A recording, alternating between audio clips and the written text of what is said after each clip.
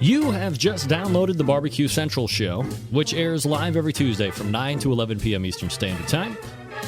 The Barbecue Central Show is brought to you by Sucklebusters. You can find them at sucklebusters.com. Also by The Barbecue Guru, creators of automatic pit temperature control technology. They can be found at thebbqguru.com or call them 800-288-GURU.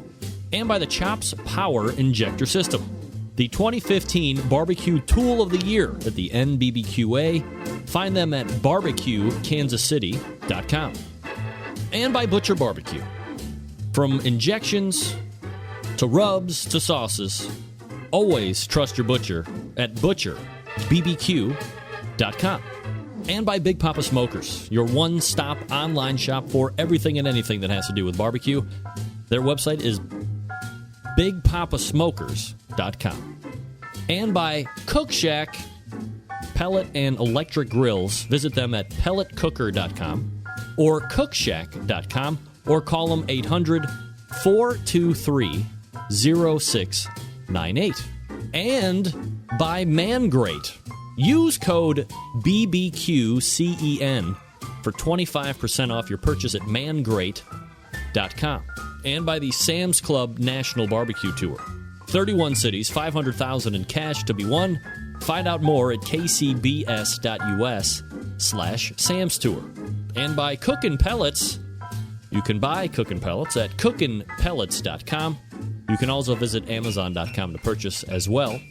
And by Green Mountain Grills, some of the best pellet grills on the market today. You can visit them at greenmountaingrills.com. And by iGrill, the Bluetooth grilling thermometer that allows you to monitor temperatures from 150 feet away. Use promo code CENTRAL for 15% off your purchase at iDevicesinc.com. This is Chad Hayden with Moonshiners Barbecue's 19th Annual Jack Daniel's World Barbecue Champion, and this is Barbecue Central. So to get that perfect barbecue, you use wood. Are you sure it's safe? Whatever. We put the lighter fluid on, strike the match, and... Oh! Should we call the fire department? That might be a good idea.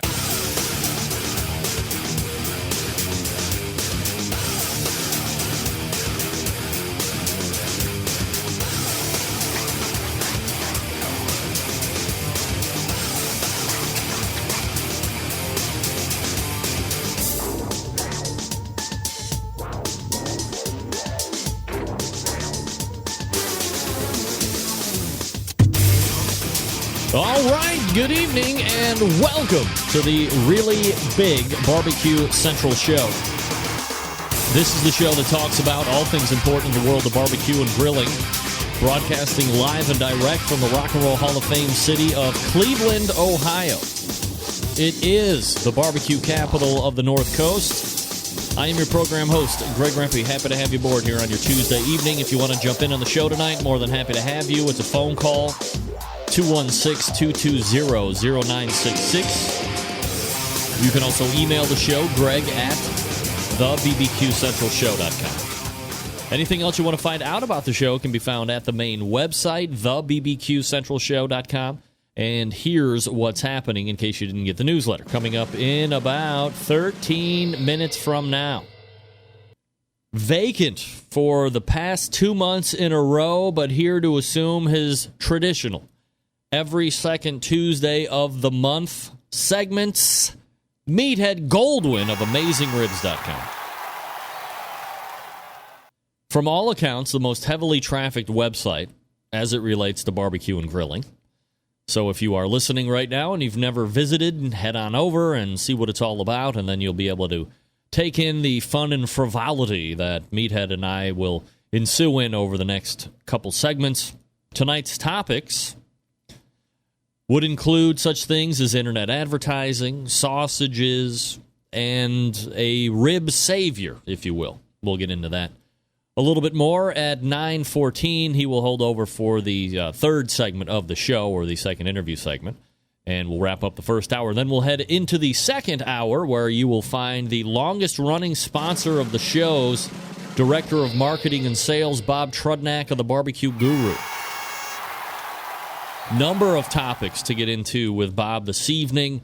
not the least of which is what is going on with the Onyx oven, what is going on with pit temperature control devices, things of this nature. So we'll get a broad spectrum review of all of the offering portfolio items that the Barbecue Guru currently has, what they might be working on. I'm always looking for the scoop when it comes to Bob, and usually he's like, nah. But we'll see what happens tonight. You never know with Bob. And then helping me close out the show in my effort to keep Texas in the hearts and minds of competition barbecuers, the pitmaster of Republic Barbecue, Brett Bourne, will be joining us. Brett, a fresh 8-time grand champion as of his win this past weekend. I believe, if I'm not mistaken, 6 grand championships. 6 reserve grand championships as well. So he is trying to track down Kit Polk of Canned Heat and the Lone Star Barbecue Society Team of the Year race. So looking forward to getting to know Brett Bourne a little bit and recapping his weekend and all that good stuff. So there you go, 216-220-0966, Greg at thebbqcentralshow.com.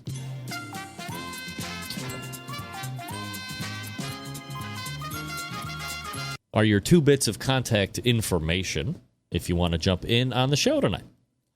All right, hey, blast off an email if you could. You know, you're watching the show, maybe you have a friend that likes to barbecue or grill, or maybe they're talking about getting into it and you're thinking to yourself, this might be the best way for me to get them really hooked is getting the link out to the show. I personally appreciate your way of thinking. We're like-minded individuals in that regard. So blast off an email or make a Facebook post or get on the Twitter and let everybody know the show's on. A couple different links to send them to. If you know they only like audio and they have no use for video whatsoever, or maybe they're driving in their car, more and more people hooking up the aux cord or going Bluetooth Audio Jones on that situation and listening to the internet like it is streaming in the regular radio stations of their automobile or truck, depending on what you drive. Send them to the main website, thebbqcentralshow.com. There you will find, as I had mentioned last week, and I'll get it up here right now on the... oh, look what I've done. Here we go. See, this is the newly revamped website right here. You have this really large on the air. So if you click on that, it brings you to the tunein.com page for the Barbecue Central show. You will get the live stream from 9 to 11 every Tuesday. After the show ends at 11 o'clock tonight or Tuesday, in succession and rotation, you will have shows that are dating all the way back to 2013 currently. So you can catch up on a bunch of old shit. You getting a rerun are slim to none.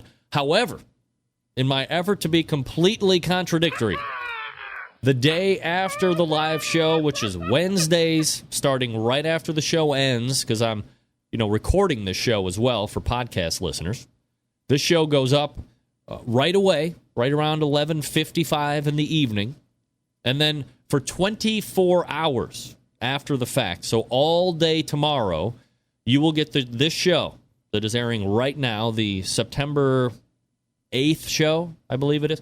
You'll get the September 8th show all day tomorrow. So now it is live stream as it happens, so you can't fast forward, but bump in and see what you think if you mix it. So, but this is what the new website looks like. So you have the big on the air button in the center. You have the video link right here off to the right where it says the Outdoor Cooking Channel, and then you can navigate from there. A lot of people were asking about the newsletter link. We moved that. It's up here in the top right of the navigation, so there you go. Very fun, very exciting, all this good stuff. So that's where you want to send people to if they're interested in watching the show tonight. Now, maybe they are interested in the video. So am I. I would love to do some video stuff, so why don't we do that? Tell them immediately to head on over to OutdoorCookingChannel.com or directly to OutdoorCookingChannel.com/watch-now. And you can be right there taking this show in on your computer screen.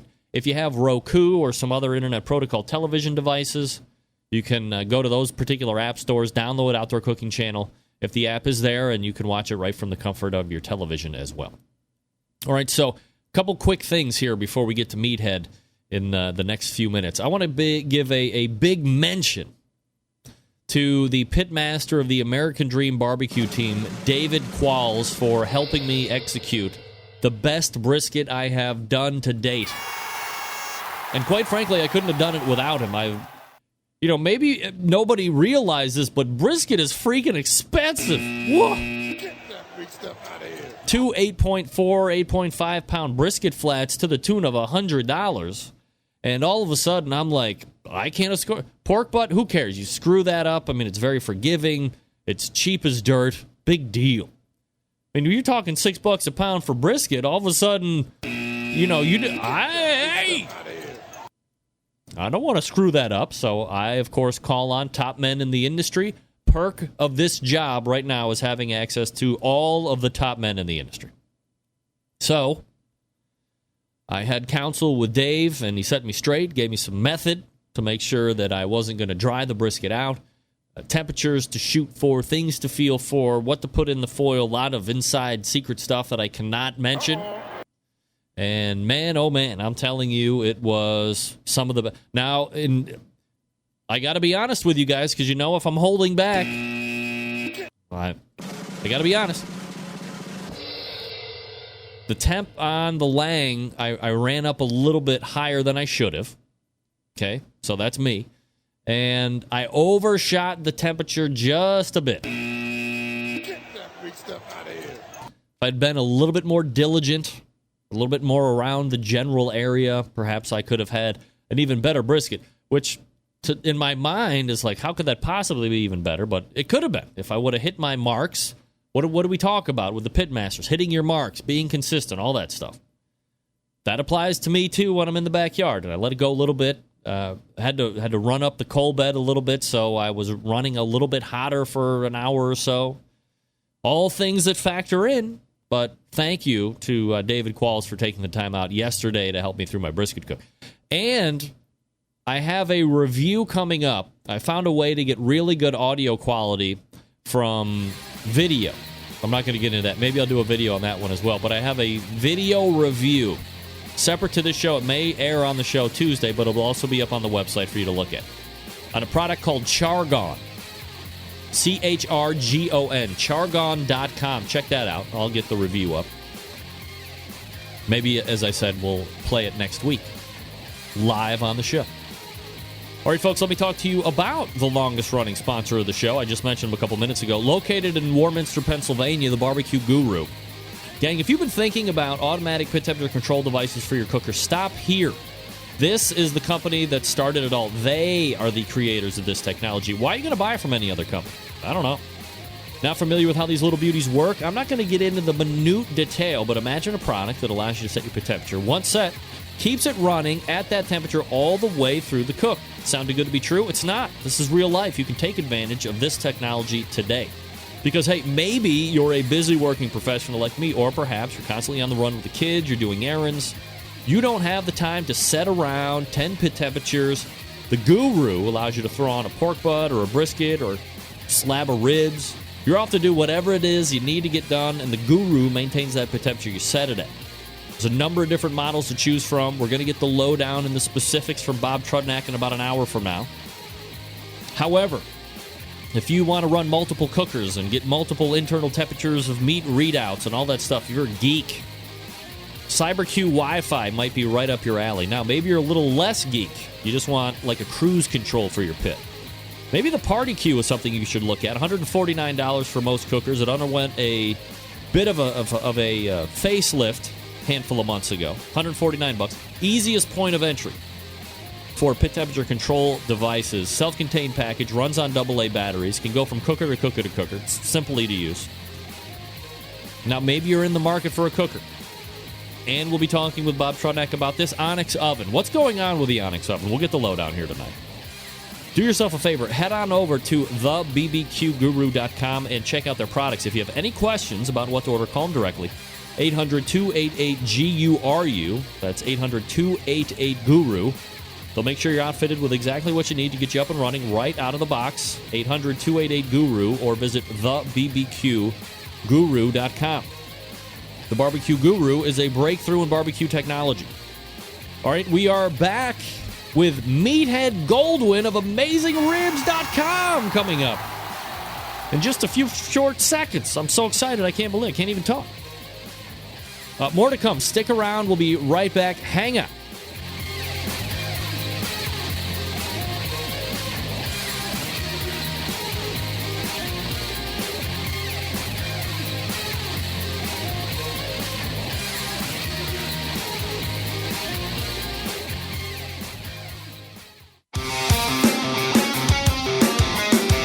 Broadcasting live from the Barbecue Central Radio Network studios in Cleveland, Ohio. You're listening to the Barbecue Central Radio Show. Once again, here's your host, Greg Rempe. All right. This portion of the Barbecue Central Show is brought to you by Sam's Club National Barbecue Tour. What the hell happened to my screen here? Fuck. 31 cities, $500,000 in cash to be won. The next stop on the tour is this Saturday, September 12th, 2015, in Kansas City, Missouri. Local event that'll send the top 6 teams to the Midwest City, Oklahoma Regional. That'll be on September 26th. To find out more about the Sam's Club Barbecue Series, check the results, or perhaps to register your team to compete, you can visit kcbs.us/Sam's Tour. Trying to get my Skype reloaded here. Completely cratered as I go in. My next guest can be found here on this show, typically the second Tuesday of each and every month. Although the last Tuesdays, dicey. Dicey at best. Actually, dicey doesn't even begin to describe what's been going on. Nevertheless, live from the windy city of Chicago, Illinois, my friend and yours, Meathead Goldwyn, joins us here on the show. Meathead, how are you, buddy? Hey, it's good to be back, Greg. I missed you. Hello, Centralites. Meathead, what the hell is going on where you're missing 2 months in a row? I was send out the Amber Alerts and SOS, and Meathead is sold out altogether, and he's not doing your show anymore because he's multimillionaire. I mean, what's going on with AmazingRibs.com? I've had the lost summer, Greg. It's just been... we've made videos. I got into the...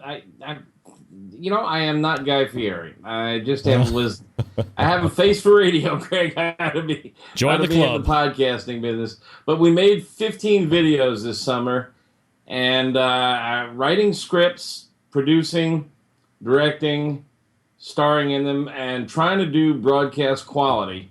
I think we've done something a lot better than what's out there. Anybody goes to AmazingRibs.com, clicks on the video tab, you'll see a bunch of them. And I'll be putting up the blooper reel any day now. It's better than the real stuff, but it just ate up a lot of time in my book, and I'm exhausted. I'm an old man. I'm tired. So you are. What did you like best about the video stuff? My co-star. I had a really pretty blonde co-star. Oh shit, you did! Holy moly! What was her name? Alada. Jenny Johnson. She's out of the Boston area. She does cooking shows in the Boston area, and she's a celebrity up in that area. She's not well known around the country, but she's a real video pro. And I'd never done this before, and having somebody by your side who can coach you up and tell you what to do and how to do it and where to look really helped. What else really helped, Meathead? Alcohol. No, she's super hot. That helped as well. More than once, when she saw my attention span waning, she'd lean up against me from behind. Oh, yeah, now we're talking. Little friction. Like it. What did you like least about production? Well, it seemed we shot for 5 separate days, 3 to 4 videos a day, and managing all of the loose ends. We had 15 people on the set. It was 85 to 90 degrees every single day. It was just scorching hot. But it was fun. It really was. It was a real education. I learned a lot. I know a lot more about TV and video production now than I ever did before. And we did good work. There's some really good stuff there. All right, where can people go to see you on video with a hot chick? AmazingRibs.com, and then there's a tab across the top that has all our table of contents. Just click on videos. All right, easy enough. Meathead Goldwyn joining me here on the show, as he just mentioned. AmazingRibs.com is his website if you want to check it out and you've never been there. Do you have a wiener on your head? Yeah, we thought we'd talk about sausages tonight, so I brought my sausage hat. All right, now, one thing that I know you're passionate about for the time being is Robert Wright, who I guess you have either named him or he has been dubbed the Rib Savior. Well, I'm sure most of your audience has seen the video. This is a guy out of Fresno. He's in an apartment. The apartment next door catches on fire. His place is filled with smoke. He runs in, pulls his old grandma and his wife, who's pregnant, and his kids out, and gets everybody out, and then realizes, holy cow, I forgot my ribs. And he runs back to the grill, which is covered in smoke and practically engulfed in flames, and salvages a slab of ribs. And the TV camera guy shows up, and he's standing there with a fork holding a slab of ribs, giving this interview how he saved the ribs. He wasn't going to be without his ribs. And I looked at this and I said, this is my brother. He's homeless, destroyed all his possessions. So we started a GoFundMe campaign for him. There's a link on our homepage if anybody wants to help Robert Wright, help him get back on his feet. We got about $4,000, and the folks at Tony Roma's Ribs donated a bunch of barbecue to him, and we're trying to help out a barbecue brother who's got a bit of bad luck going on. Has he been in contact with you at all, or Oh yeah. Yeah, so like, are you guys have a budding friendship going on, or what? We're in touch. I mean, the biggest question is when can I get the cash? Yeah, no shit. Well, if you're going to give me $4,000, Meathead, we're going to be even better friends than I thought we were going to be. Yeah. Hey, you and I got a bottle of wine with your name on it. I know. You got to get your butt over here. It's a struggle the likes I have never thought would be encountered, but don't worry, we have time. We have a little time left. Is it going to turn yet? I don't know. I forget. I forget what the heck vintage it is now. Wasn't it a 6? Wasn't it a 2006? No, it goes back into the 90s. No way. Or 80s. No way. Yeah. That's Silver Oak? Yeah. Big stuff out of here. Silver Oak, No. Cabernet, 80s. in a Magnum, Yeah. and I think it's from the 90s. All right. I'll bet it says 2006 on it, because my favorite wine ever was a Silver Oak Cab 2001. That was like the best year of Silver Oak. Because I Really? got out of the wine business in 2000, Oh, and my. I had it by then. Really? Yeah. All right. I'll go check. All right, that is completely unimportant except just to you and me, and well, I guess in the end that's most important of all. One thing that you are savvy on and that you've been able to build some financial success on is the website, but then what's the one thing that a lot of people talk about when it comes to, okay, I'm going to start a website. Well, how can I monetize the webs? They start throwing out all these hot button terms and all this crap. And you've been able to do that, but, as with anything, barbecue, cars, technology, times they are a-changing. So if you could, pull back the curtain a little bit, when you started and monetizing your website and how that has kind of changed over the course of time. Well, we both know a lot of people, yourself included. We have a little email conclave, about a half a dozen barbecue writers and bloggers who communicate all the time. everybody wants to kind of make, the idea of coming down the stairs in your pink slippers and your gym shorts and going to work and making a living is a really great idea and a great fantasy. Right. I happen to have been lucky enough to pull it off. I got into the business at the right time. I made some good business decisions, and it's worked out for me. It's pretty hard for anybody else, and a lot of people think you can do it with advertising. And one of the things that's going on in the ad world right now, and we were talking about this, is that Google's gotten their nose into it, and now ads are being bidded on. And son of a gun, people who buy advertising want some sort of guarantee that people are going to see the ad. So now you have to meet the requirements that it's visible on the screen for a minimum amount of time. And rates are going down, requirements from the advertiser going up, and the old idea that you could maybe make a living just off of advertising is kind of drying up. It's not that easy anymore. All right, so how does one change with the times? Is it something where you just have to incorporate a number of different models to make the same kind of money, or do you have to hold firm to what you are going to be charging, or things like this? I mean, how do you do the financial stuff? Well, I think the internet is going to change drastically. I think websites, small individual independent publishers who depend on advertising for a living are going to face a really tough struggle. The big websites, the ones like Food Network that are part of a group of magazines or television stations, New York Times, newspapers, magazines that have a web presence, they're all on multimedia platforms. They'll be okay. They have revenue streams. They can negotiate. Buy an ad in the magazine. We'll give you a deal on the website. But the small mom and pop website who thought they could survive on advertising may be a thing of the past. And there isn't a week that doesn't go by that I don't get a complaint from somebody saying about, well, you got too goddamn many ads on your website. I mean, you got to pay the bill somehow. And we've been really, really better than a lot of websites. We're very careful. All the ads are across the top and down the right. They never overtake the screen. Once or twice that happens because some advertiser slips a little something on us that we don't know about. We don't have ads floating in the body of the text. You don't have ads when you scroll down and, the text doesn't have ads over keywords and stuff. Yet people still don't like the ads. They don't want to. They want the internet for free, and they don't understand that it costs money to run a website.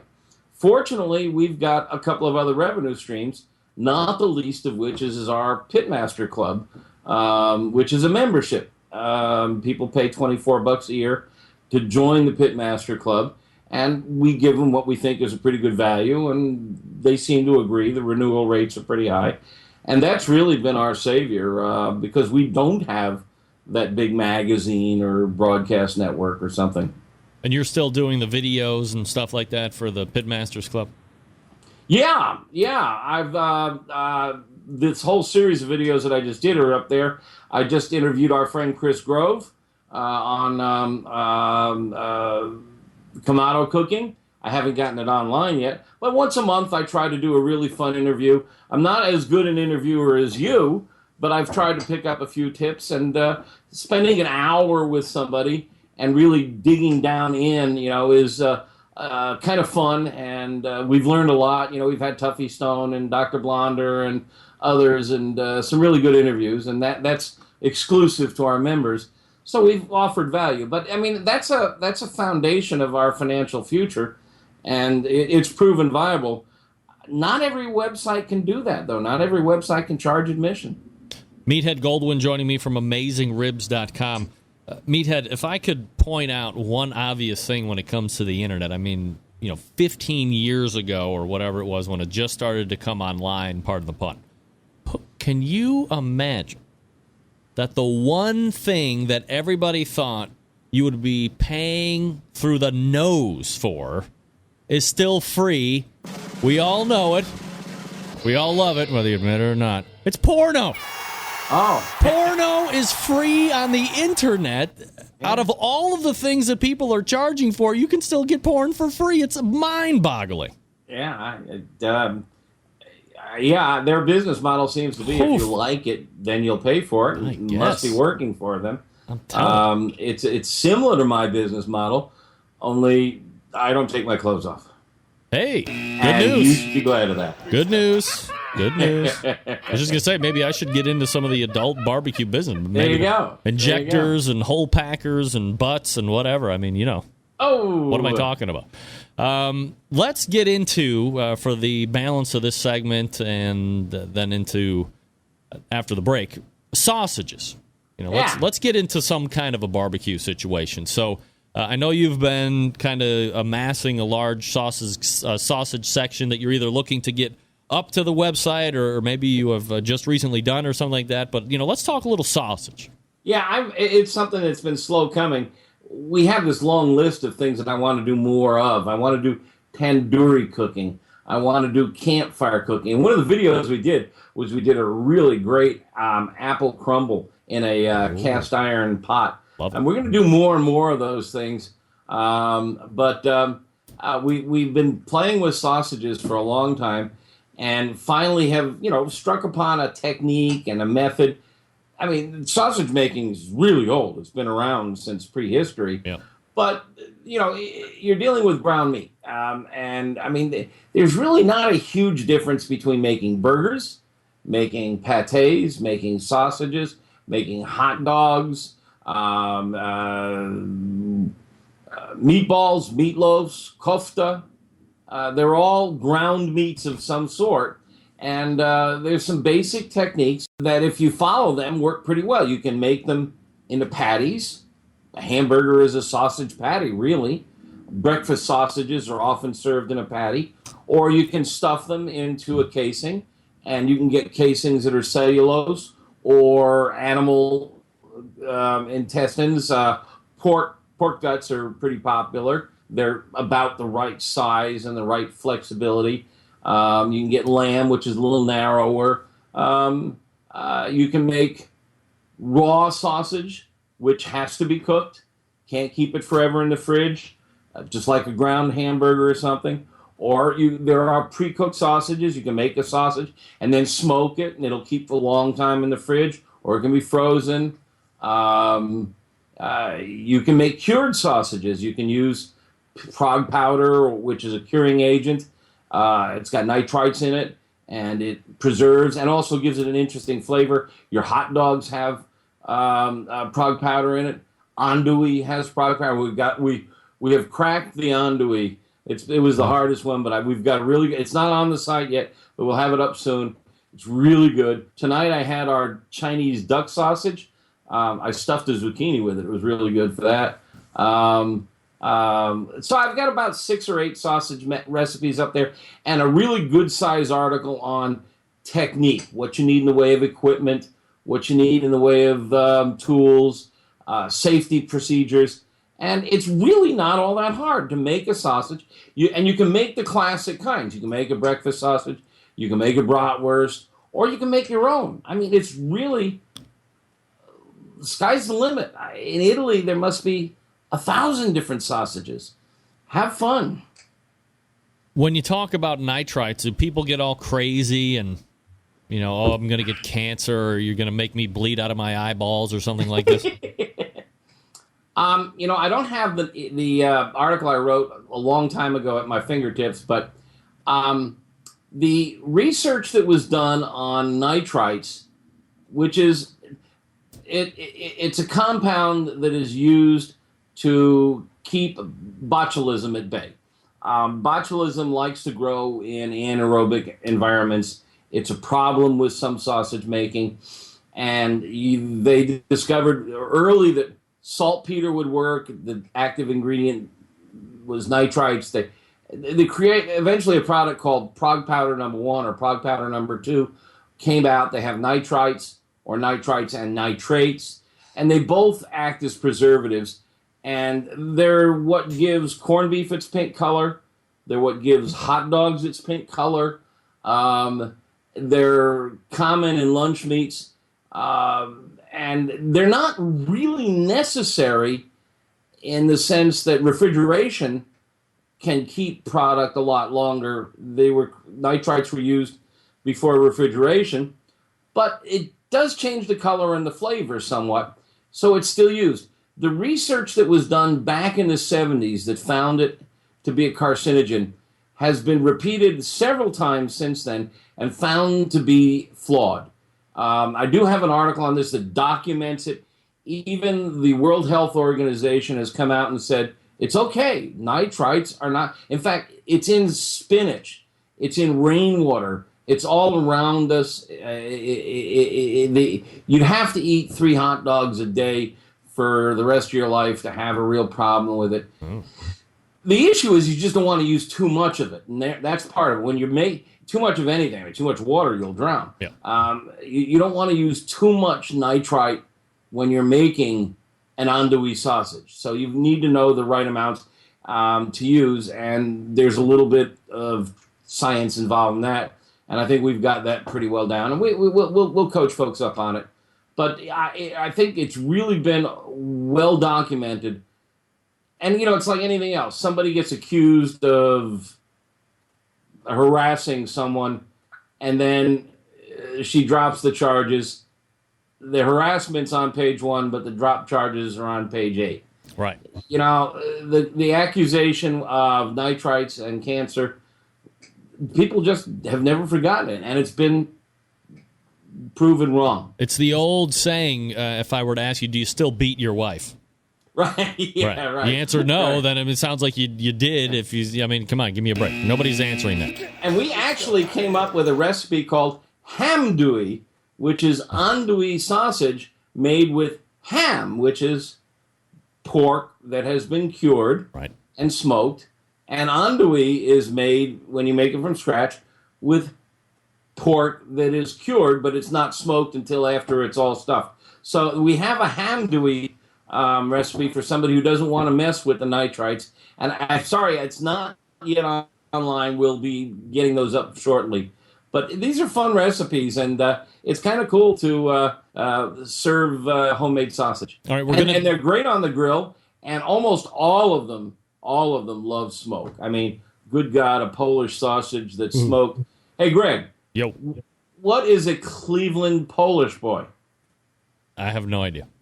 Come on. No. You don't? Oh. Oh, your assignment is to report back next month when I come on and tell me. It's supposed to be like a special version of the Cleveland, of the Polish sausage, and I think it's served with French fries on it, and I'll have to research it now. I don't know. I can do my own foot on the boots on the ground research as well. I need a report on what a Cleveland Polish boy is. All right, I think it's a kielbasa or a poli. All right, when we come back, we're going to talk about equipment for sausage making, because people are going to be so excited now that you've been talking about it for the last 6 or 7 minutes. They're going to want to arm themselves with the best products out there to make sausage. So stand by. Meathead Goldwyn joining us here on the show, AmazingRibs.com. All right, let me talk to you quickly before we get back to sausage making about Suckle Busters. That's right, folks. Oh, my God. This spicy peach barbecue sauce is taking over my life in a good way. 2 gallons arrived. I'm through a half of a gallon already in one weekend. One of the guys that was over for the brisket cook yesterday was literally drinking it out of the bottom. He loves some. You got to get some, too. You got to try it out. I know for weeks I've been talking about the Suckle Busters honey barbecue glaze and finishing sauce. But I'm telling you right now, if you're looking either for, on its own, a really good barbecue sauce that's kind of sweet, but not in a fake way, kind of in a good peach puree sweet kind of thing. And if you don't like peaches, well, probably won't like it. However, it's really good. Take it from me. As a guy who is very finicky when it comes to sauce, I love it. And not only do I love it by itself, it is now a main ingredient in my homemade barbecue sauce. So what does that tell you? I make my own homemade barbecue sauce. I take 50% of it, and then I take that same amount. So let's say I have 4 cups of my barbecue. I take 2 cups I take 2 cups of the Suckle Buster spicy peach sauce, mix them together, and now I have a brand new custom signature barbecue sauce that is blowing the socks off of people. And you don't want to waste another second doing it. 972-393-9509 is the phone number. Sucklebusters.com is the website. Sucklebusters.com. Sales@sucklebusters.com is an email address. If you want to send Dan an email, he will get the order all hooked up for you. But Sucklebusters.com, probably the easiest place to go. And then search for the peach barbecue sauce. You're going to be really happy that you did. So much so that I'm going to give away a free bottle of the peach sauce right tonight. Shoot me an email and in the subject line put Meathead. That's right, Meathead will win you a free bottle of the spicy peach barbecue sauce. And it's not overly hot, so if you don't have a real seasoned heat palate, don't worry. I mean, this stuff is great. You're gonna thank me for it. The honey barbecue glaze and finishing sauce is really good. I'm telling you tonight, it's all about the peach barbecue sauce because nobody can stop talking about in Cleveland right now as I dole it out to the general public. Ne'er-do-wells included. Sucklebusters.com, that's sucklebusters.com. We're back with Meathead Goldwyn in 15 seconds. Stick around, we'll be right back.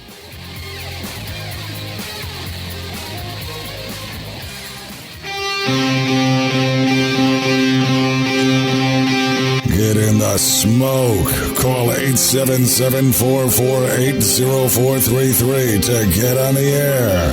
Now, here's your host, Greg Rempe. All right, welcome back. This portion of the Barbecue Central show brought to you by Green Mountain Grills, manufacturers some of the best pellet cookers on the market today. If you're looking for a big cooker to house a lot of food, they got one for you. How about something medium-sized? Well, they got you covered there, too. Something for tailgates, because, folks, college football season underway. Just ask the Ohio State Buckeyes smashing the Virginia Tech, whatever you call them, out in Blacksburg yesterday. They also can supply you with great pellets to fire those cookers. Check them out at greenmountaingrills.com. That's greenmountaingrills.com. I love mine. You could love yours as well if you just visit the website. All right, Meathead Goldwyn joining us here on the show, and the description of the Polish boy, as you just put up here on the instant chat. And tell me if this sounds good, anybody out there. You can weigh in on the instant chat with a yes or no. You have a link of kielbasa placed in a bun, covered with a layer of French fries, a layer of barbecue sauce or hot sauce, and a layer of coleslaw, while the sauce is typically grilled. The sausage is typically grilled. Some establishments quickly deep fry the sausage after grilling and prior to assembling the sandwich. While Polish boys can be found at various establishments through Cleveland, a popular place is Freddy's Southern Style. I've never heard of that place ever in my life. Let's go. Wow. Road My trip. goodness, I'm telling you. Well, I got an easier road trip than you do, so I'm going to check that out. Now, I have heard of, the coleslaw. Well, the Cleveland dog is kind of similar, except it's like an all-beef frank. It doesn't have barbecue or hot sauce, but it's got the coleslaw, and it's got the, I don't know if anybody else even has the type of sauce or the type of mustard that we use out here, but it's Bertram's, and it's gray mustard. I mean, that's the best thing I can describe, but it's got its own unique flavor, and it reminds me of old Cleveland Stadium as I was growing up watching the horrific Cleveland Indians at that point in the mid-'80s. But that is the mustard that goes on a lot of the hot dogs out here. So your mustard is famous. It's classic Cleveland. Yeah, it's gray and it's got some weird taste. Classic Cleveland. There's a recommendation. Meathead, let me ask you. We're talking about sausage making here before we went to the break, and one thing that everybody likes is finding a new hobby. And then, what are the accoutrements do I need in order to be proficient? And then, is there like a next echelon to really take it to the next level? Yeah, well, I mean, all right, let's say you want to get at it easy. You can buy the ground meat. You can go to your butcher and you can just say, give me 3 pounds of ground pork butt. Pretty easy.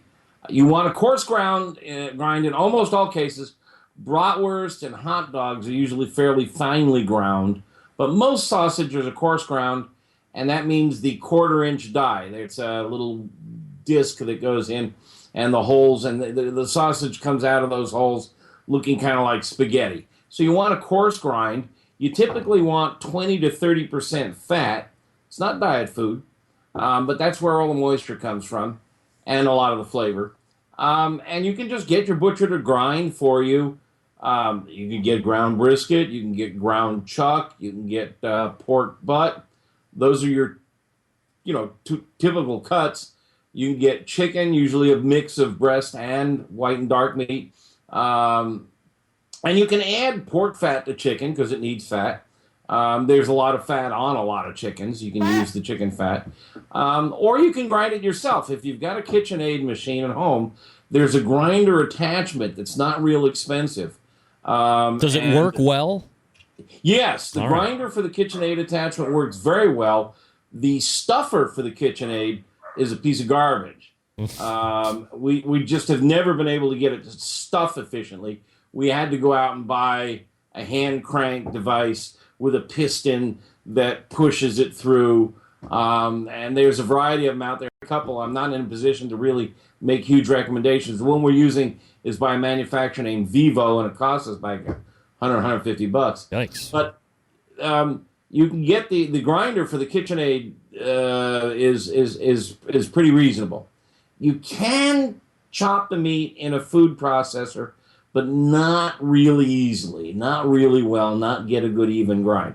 So you can get the butcher to grind it for you, or you can grind it yourself.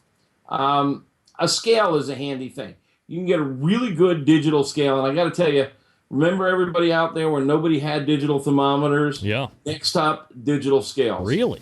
Yeah, I think scales really make a difference when you're measuring things like salt, flour, sugar, and if you're doing ground meats and stuff, you want to go for that 80-20 blend for making burgers. So having a scale so you can weigh the parts is a handy thing, and you can get a pretty good digital scale. We recommend one on our sausage page that's by OXO, and it's like $30-$40, I think. Meathead, I do not have a digital scale in my kitchen. Period. Yeah, no I scale. Think, you'll want one eventually, and you'll have one eventually. If nothing else, you can use it to weigh postage. It does double duty. Duty. But a scale comes in handy. I wouldn't say it's required, but it comes in handy. And then you need a way to stuff the casings. If you're going to make casings, you can make really good andouille sausage without a casing. Just make a patty or roll it up into a tube like a regular sausage. It just doesn't have the snap of the casing. You can still grill it. It tastes wonderful, or smoke it. It's a little trickier because it might fall apart if you don't handle it well. But no, most of them will hold together just fine. So it sounds like the stuffing part of it is going to be the most tricky aspect of it, because that seems to be the piece that is either going to run you quite a bit of money, or if you don't pay for it, you're gonna pay for it in the end, I guess. There are hand crank machines out there that are not that expensive. I mean, your grandma used to grind sausage with an aluminum hand crank device. I remember that. And they're still sold on Amazon for like $50, and they work great. You don't need a KitchenAid. They really work well. Stuffing, you've got to have like a tube that's like a funnel to get over the casing, and it's often a two-person job. It doesn't have to be, but it's handy to have somebody kind of cram the meat down into the throat of the machine while you crank the handle. But it's not all that hard. Like I say, you can. We did a breakfast sausage recipe that has maple syrup in it. It's really nice, and my test kitchen chef Ryan put it all in casings, and he put them in like big pork casings, and they're too big for a breakfast. I just took them out and made patties out of them. Breakfast sausage to me is a patty, not a link. So, do you need to keep a staple amount of seasonings and spices for sausages, or is that just up to the individual? They're not too weird, although so much of the traditional classic sausages have their roots in ethnic cultures. Like bratwurst has mace in it, sage, savory, not on everybody's spice rack. But Italian sausage, fennel is the dominant flavor. You can find that in any grocery store. Yeah. So, yeah, you might want to pick up a few extra ingredients than you normally have, but a well-stocked spice cabinet should cover most everything. You can skip a few things, and you can make your own invention. We were playing with the Greek Loukaniko, which is one of my favorite sausages, and it's got wine in it and orange. And we just kind of went crazy and started putting everything in it. It was really good when we were done. And of course, we didn't get all the ingredients written down. So that happens. Meathead Goldwyn joining us here on the show. AmazingRibs.com, his website here. We're talking about sausage. So once we have it made, whatever we're using, whether it's the brisket you were talking about or pork butt or what have you, and we get the sausages made, now we come really to a tipping point, which is how to properly cook the sausage. Are we going to put them in a bathtub of sorts? Are we grilling over high heat? Are we grilling over low heat? Are we smoking them on an offset smoker and barbecue? I mean, what are we doing here? Yeah, and let me come to that. But I meant to address Patrick Paquette's question out of the chat room, and he was asking about Texas barbecue sausage. Yeah. In Elgin, and it's not Elgin, it's Elgin. They're famous for what they call hot guts. And my last trip to Texas, I went down there and I hooked up with Barry Sorkin from Smoke Barbecue here in Chicago and a few other guys, and we went tromping all over looking for great sausage because Barry wanted to bring one in for his restaurant. And we ended up at Rudy McKeska's, and that was the one we liked the best. And they were all over the place. Some of them were all beef. Some of them were beef and pork. Some of them had jalapeno in them. There just doesn't. It's not like a bratwurst that has sort of a standard flavor profile. They do tend to run on the hot side, Patrick. We've been playing with our recipe, and it's the one that we're furthest from publishing. I'm just not happy with it, but we'll come up with something. Back to your question on cooking, and I'm sorry, Greg. Yeah, you got to take ground meats, all ground meats, burgers. It's just not worth screwing around with it. You've got to take them up to a safe temperature, 155 to 160. And the best way to do it is to stick the thermometer in the end of the sausage rather than through the top, so you don't crack the casing. Yeah. One of the tricks to cooking sausage is to pull it out of the fridge and let it sit at room temp for about 10 or 15 minutes, no longer. But when you let it sit out for a few minutes, the elasticity of the casing loosens up and softens, and it's less likely to crack. And cook them over medium-high temperatures. We all cook too hot. We're pedal to the metal, get the grit. Cut back on the heat. You want them golden, dark brown all over. A little char from the grill marks, but you really don't want to blacken them. And if you're going to show off to your neighbors that you're a grill master, don't serve burnt hot dogs and burnt sausages. Get them deep and golden. Set up in your usual two-zone system. So you got a safe zone off to the side. You can get them going. If they're starting to blacken or starting to get too hot, you can move them over. And something else I like to do, which is totally weird, is I put them parallel to the grids on the grill. Most people lay them across the grill so that they get horizontal stripes on them. Yeah. I put pinstripes on them. That way I can just roll them one grid over another. Yeah, that's Kinda what like I do. Those hot dog rollers you see in the Kmart. That's what I do. I Yeah. do exactly like you do. So vertical stripes. Yes. Yeah. And you I kind of bend them so they're straight, and that way I can get a quarter turn each time and get them nice and even. Hit 155 to 160. You're safe. And if you use your thermometer on sausages, you'll be shocked at how juicy they are. Oh, yeah. Because most of the time, they're just badly overcooked. Are you not a big believer in the brat tub type of a thing, or do you like that? Actually, I just posted my brat tub recipe. This will not surprise you. I brought Dr. Blonder in on this one. First of all, I wanted to know, does the beer penetrate the casing? Or is this all an affectation? So Blonder got a special dye that he was able to use to soak cook the brats in, and we could track the dye and see if and it actually does. It doesn't go very far, but it actually does penetrate the casing. And of course, in Wisconsin, the debate, which could get you shot, is do you simmer first, then grill, or grill first, then simmer? And so, being from Chicago, I do both.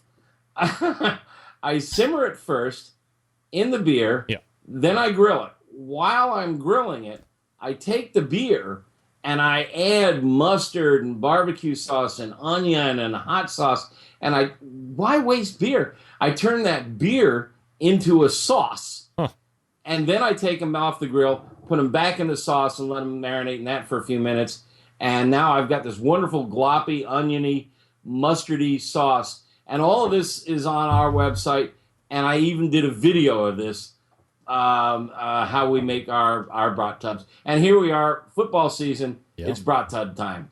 Here we go. Meathead Goldwyn can be found here on this show the second Tuesday of every month. His website is AmazingRibs.com. And obviously, sausage section here on AmazingRibs.com is going to be coming fast and furious, so check back often.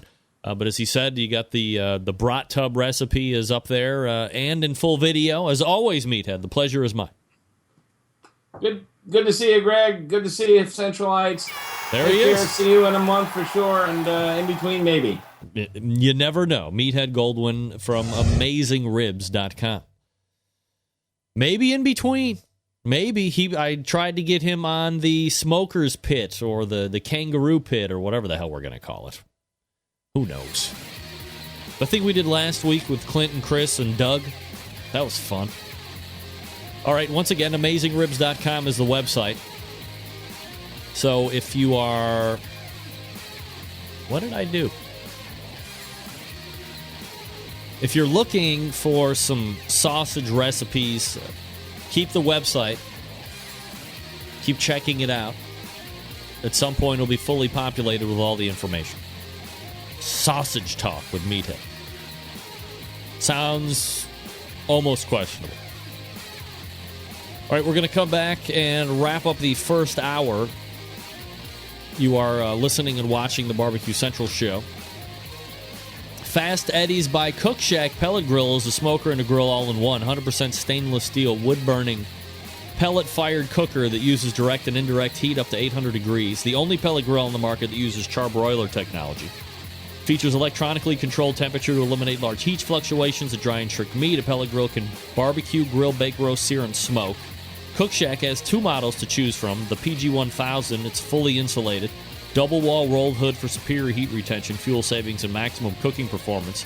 While the PG-500 features a two-way swing lid, pellet drop, and utensil holder. Both of these units have many great features, including 784 square inches of cooking space, easy side-loading pellet hopper, fully automated wood pellet feed system, stainless steel cooking grate on the direct zone side that produce killer sear marks, nickel-plated grills on the indirect and top racks, a drip bucket, a pellet ash drawer, 100% stainless steel construction, a warming drawer, 40 pounds of Cook Shack hickory pellets, and most importantly, a 30-day money-back guarantee. Cook on it all you want for 30 days. You don't like it, send it back. You get your money back. How about that? It is a versatile pellet cooker that adds full flavor to your recipes, including such popular items as fajitas, ribs, chickens, steaks, sides, and large cuts of meat, too. It can do it all, including cold smoking. Grilling with wood pellets penetrate the wood with an intense smoky flavor. When you cook with wood pellets, the fuel is consistent, the smoke more flavorful. For recipes and how-to videos, check out Cook Shack's YouTube channel or the cooking guide on their website, pelletcooker.com or cookshack.com. Or you can call them at 800-423-0698. That's 800-423-0698. The website's pelletcooker.com or cookshack.com. Order yours today. Stuart and Fast Eddie were over in England this past weekend, if you can believe it. Wow. All right, we're back to wrap the first hour right after this. Stick around, be right back.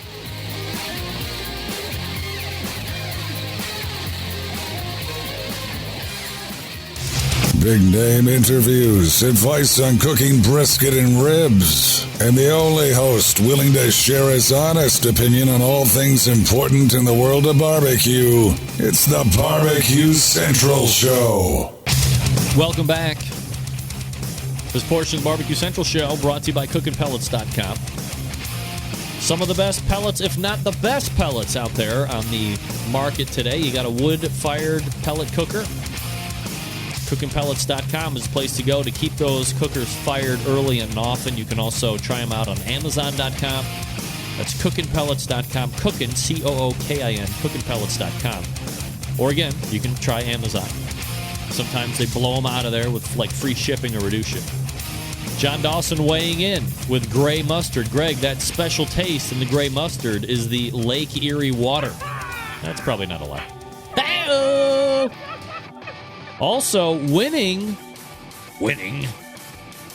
the Suckle Busters Spicy Peach Sauce. And I only have a first initial, and I'm guessing what's the last name. L as in Lima. L Snipes is the winner. So, L Snipes, if you're listening still, shoot me your shipping info. I'll get it down to Dan at Suckle Busters, and he'll go ahead and send out a bottle of that Spicy Peach Sauce. All that I ask as a humble host is that once you get it, you try it, and then give me some feedback. I want to know where my palate sits with the rest of the consuming public. I mean, I have an idea, but I'm always interested to hear what you say. So shoot me that shipping info. As I said, I get it down to Dan, and you'll be enjoying some Suckle Busters Spicy Peach Barbecue Sauce. Lots to get to here in the second hour. Thanks to Meathead Goldwyn for joining me last segment and the segment before that. Sausage Talk was the order of this evening. Amazon. AmazingRibs.com is the website. AmazingRibs.com. Lots to get to in the second hour. Great guests. We'll talk some Texas stuff. We're going to talk some automatic temperature control stuff. We have a weekly barbecue roundup. Poof. We're already locked and loaded. I can't believe it. How are we going to fit it all in? I have no idea. But tell all your friends and neighbors to tune in and check it out, and we'll see exactly what happens. All right, more to come on the show here in just a few minutes. Hang on.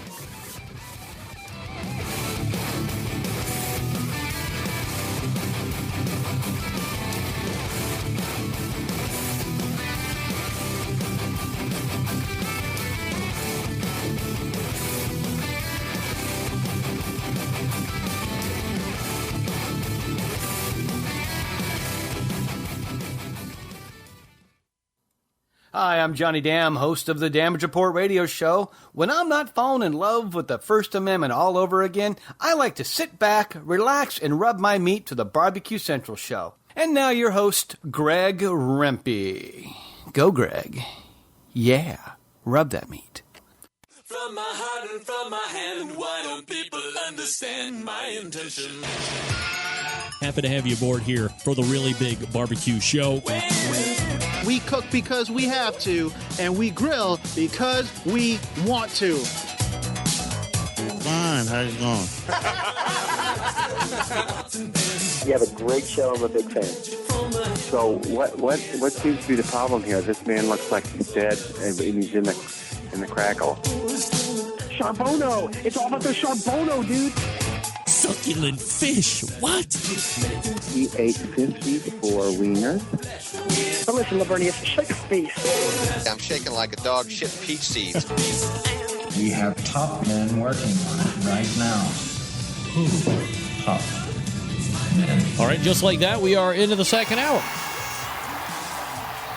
You have found the Barbecue Central show. It is a show that talks about all things important in the world of barbecue and grilling.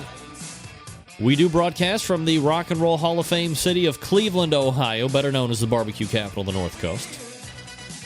I am your humble host, Greg Rempe. Happy to have you aboard here on your Tuesday. You want to jump in tonight? You go ahead, 216-220-0966. Greg at thebbqcentralshow.com.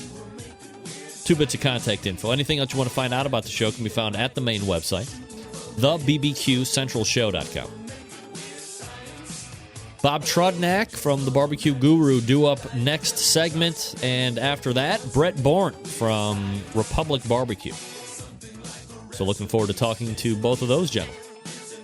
The 2015 Sam's Club Barbecue Series rolled into Richmond, Virginia this past weekend. As I had mentioned the first hour, this was a local qualifier that is going to be sending... now, hold on a damn minute. Is that right? Yeah. Richmond, Virginia this past weekend. This was a regional final event that feeds the top 10 teams in the Bentonville, Arkansas event October 10th. Those 10 teams moving on in particular order. Grand champ with a 688.5 Rocky Top Barbecue. Congratulations. Reserve grand champ with a 687.9 Insane Swine Barbecue. Third place, Checkered Flag 500 Barbecue. Fourth place, Rock's Money Pit Barbecue. Fifth, Rockin' Robbins Barbecue. Sixth place, Who Cares Barbecue. Great name. Seventh place, 270 Smokers. Eighth place, Old Virginia Smoke. Ninth place, Chicks, Swine, and Bovine Barbecue. And rounding out the top 10 and making it to the national finals, again, that'll be held in Bentonville, Arkansas, October 10th. Beer BQ. So congratulations. Insane Swine with the show karma, right? Your points discrepancy between 1 and 10, as I had mentioned just a couple seconds ago, Rocky Top Barbecue wins with a 688.5. 10th place, 674.1. So you're looking at roughly 14 points, give or take. So not too bad. Again, the next Sam's Club event will be this coming Saturday, September 12th, in Kansas City, Missouri. Again, a local qualifier. So good luck to all those competing. And I believe that'll be the last local. And then in 2 weeks' time, Midwest City, Oklahoma is going to be the home to that regional. All right. We've been doing it live. Do it live for the last couple weeks. No reason that we shouldn't be doing it live again for your weekly barbecue roundup.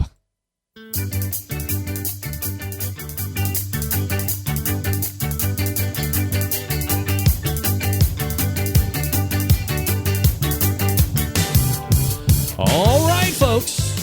This weekly barbecue roundup covering September 4th and 5th. Finger Lakes Fire and Smoke, Geneva, New York, winning at Good Smoke Barbecue with a 666.2. City of Bedford Blues and Barbecue Festival, Bedford, Texas, winning it. Butcher Barbecue, David, with a 682.8. Sam's Club National Barbecue Tour, we just went over.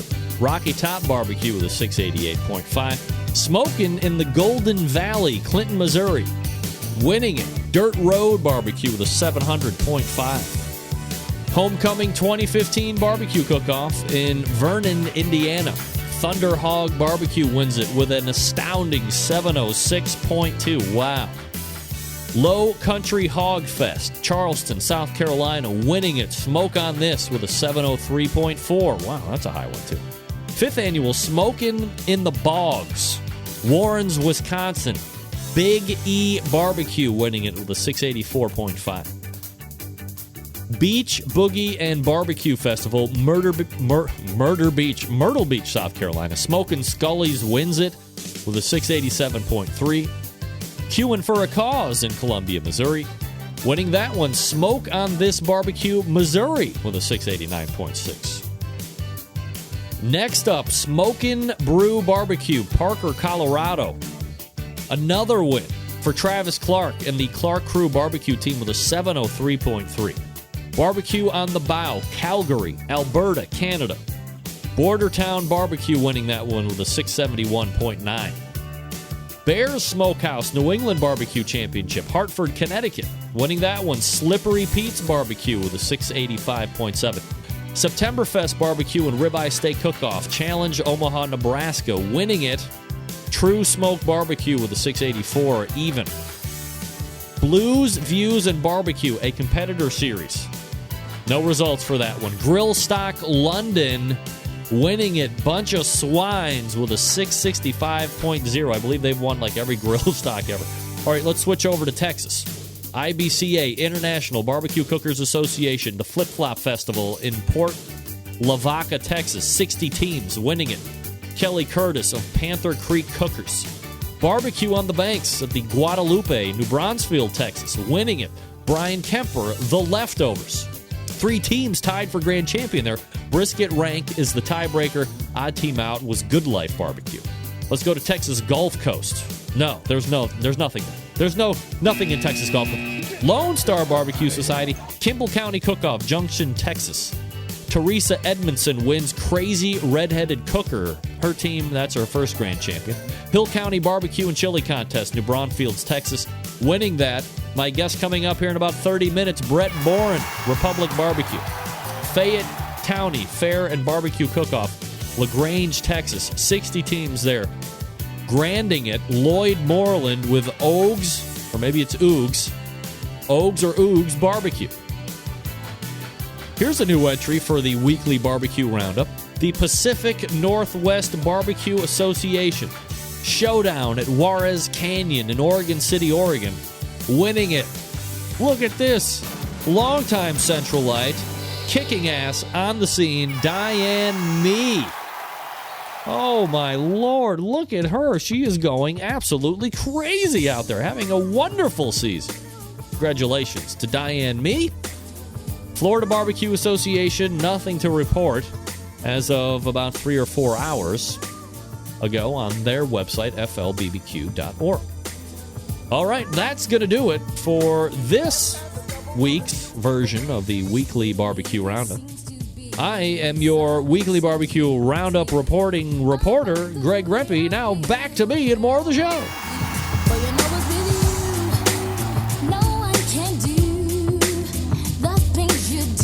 All right. Thank you very much, me. Another round for me. I'm bringing it strong. There you go. So that's the Weekly Barbecue Roundup. Diane Mee probably getting most of the show karma. Maybe unbeknownst to her, even.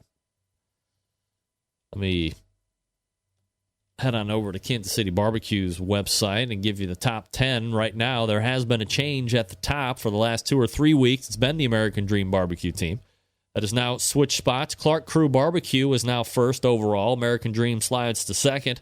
Iowa Smokey D still there at third place, getting basted fourth. Big Papa Smoker still in at fifth place. Smoke Me Silly sixth. Yellow River Barbecue seventh. Shake and Bake Barbecue eighth. Tim's Full Belly Deli ninth. And Joe Bob's Barbecue 10th. So it seemed crazy to say that certain teams were in the top 10, a month or two ago, but now, a month or two removed, now we're getting into September, almost middle of September now. So the big competitions are the really big competitions are going to start showing up. The ones we talk about in October, the Jack, Sam's Club Nationals final, all that good stuff. So we'll see how this thing is going to shake out in the end. But oh my goodness, do I see a Clark Crew Barbecue and American Dream Barbecue race to the end. Potentially both teams would gut down and run it to the bitter end like Tim Grant and Donnie Bray did a couple years ago when Team of the Year was decided on the very last barbecue competition of the calendar year of the season. So, we're still a couple months outside of that. I get it. But let's not lose hope that we could have another great race in our midst building. Bob Trudnak coming out of the break. If you didn't know already, folks, Big Papa Smokers is the one-stop online shop for anyone interested in barbecue, the number one dealer of Mac pellet grills in the world. The Big Papa Smokers features a wide selection of American-made grills and smokers, such as the Old Hickory Ace BP, Gateway Drum Smoker. Even a drum kit gives you everything you need to make a world-class smoker out of a 55-gallon drum. Big Papa Smokers has also made a name for itself in recent years by crafting an award-winning line of championship rubs. From flavors like Sweet Money to Happy Ending, their rubs have had a hand in winning almost every major barbecue competition, including the 12 and 13 American Royal, the 12 and 14 Jack Daniels, the 13 Kingsford Challenge, the 14 Houston Livestock and Rodeo, and the 14 King of the Smoker. Don't think they can just be pigeonholed into competitive barbecue either. BPS rubs have become so well known that they've been picked up by a nationwide restaurant chain, BJ's Restaurant and Brew House. With 4 of the 9 BPS rubs featured on their permanent menu, and amid glowing reviews, BPS rubs are proven to be a great addition to anyone's pantry. Big Papa has also banded together with fellow California-based rub company Simply Marvelous Barbecue to form what has now become known as the West Coast Offense. Defying conventional wisdom, these 2 California-based rub makers have cornered the market on competitive barbecue, begun to redefine the flavor profile that competitive cooks from across the country have begun to aim for. Big Papa's website also features an online meat locker with top-quality meats from Snake River Farms, shipped right to your front door. American Kobe beef, caribou to pork, Double R ranch meats. Big Papa's Meat Locker has something for every type of barbecue aficionado. Committed to bringing you the best flavors on the market all the time. That's why they're giving you, this year, Swamp Boys barbecue sauce, a fine swine sauce, Granny's barbecue sauce. These are the hot new sauces considered to be the new kids on the block this barbecue season. Big Papa's also created a unique brand ambassador program, the BPS Elite Team, featuring 15 of the best competition teams in the country, working together to promote camaraderie, competition barbecue, and to benefit children's charities across the U.S. Keep in mind, folks, Big Papa's has been able to do all this with only 5 years of being in the biz, turning competition barbecue on its head, providing customers with the very best barbecue products, becoming a staple of a nationwide restaurant chain, and benefiting children's charities across the U.S. Just the beginning for Big Papa Smokers. The website, BigPapaSmokers.com. That's BigPapaSmokers.com. All right, we're going to return with Bob Trudnak, the marketing and sales director of the Barbecue Guru. Stick around. We'll be right back.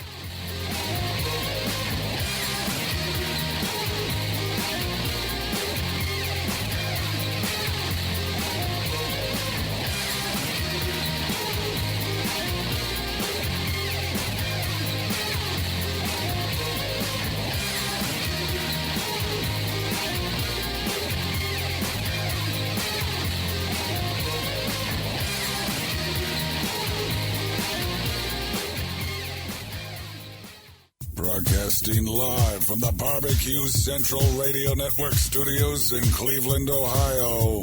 You're listening to the Barbecue Central Radio Show.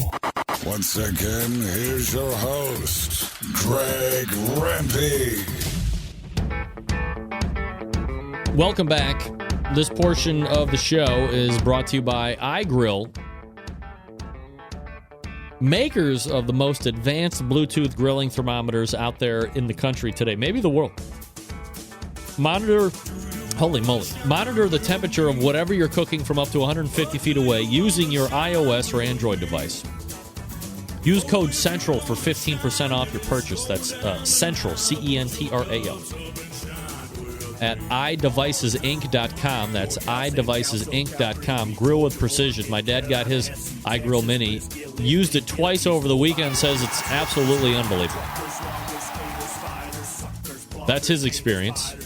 So your YMMV, as the kids say these days.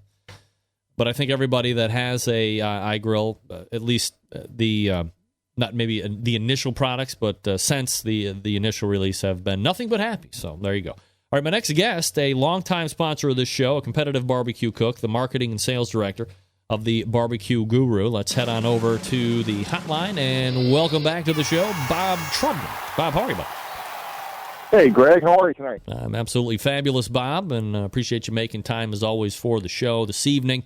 And a number of different things to hit on here, not the least of which is I don't want to say stalk you on social media because that could sound very weird a number of different ways, but I do like to follow your exploits on the barbecue trail. And yes. Usually you're kind of domestic, but the last time I saw you, you skipped over the pond and did something international on that ass. So, as someone who's a competition cook at heart, and then you're also on the business side of the barbecue scene as well, what's it like over there? I mean, as a business thing, as a competition thing, are they completely independent of each other? Are they completely integrated with each other? What's it like over there? It's really it's an amazing experience, and they really are integrated with each other. We saw the growing customer demand for the products all through Europe. And we decided last year to, open up a division of our company over there in Germany.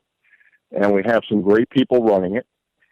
And one of the wonderful things is I get to go over a few times a year and, touch base, see how things are going, help out where they need help, and cook some barbecue contests.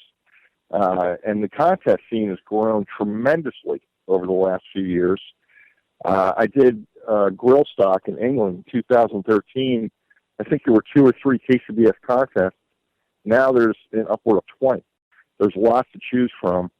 A little intimidating at first, but once you do your first contest over there and you realize these people are wonderful, and it's just like being in the U.S., the camaraderie and the friendship and meeting new people. It's a wonderful, wonderful experience. That was going to be my question, Bob, is how, you're outside of the country, but once you're in the midst of the competition, do you kind of lose yourself for a second and think you might be in nowhere, Missouri, or somewhere in Maryland, or wherever the case may be? Absolutely. You certainly do. From the business side of things, is it a whole different monster for those automatic pit temperature control devices and stuff, electronically built and electricity and stuff, or is it not so much? Not so much. I mean, there's different voltage and things like that, but we accommodate that anyway.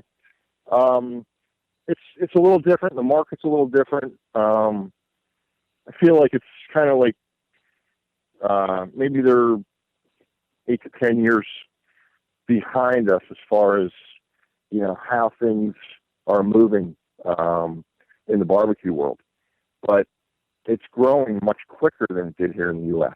So they're catching up to us pretty quickly. I think there's you see a lot of ceramic grills, a lot of kettles, things like that. Now you're seeing more and more offsets. I think there may be a stigma attached to Europe as it comes to barbecue in regards to the quality of the meat that is attainable there. Did you find any issues with that at all, or did you private jet your meat in when you competed out there, or what? No, actually, I did get meats. I have been getting meats when I'm in Europe, and I am seeing every time I go back. I've done 3 competitions over there. I'm going back to my 4th. Every time I go back, the meats are getting better and better.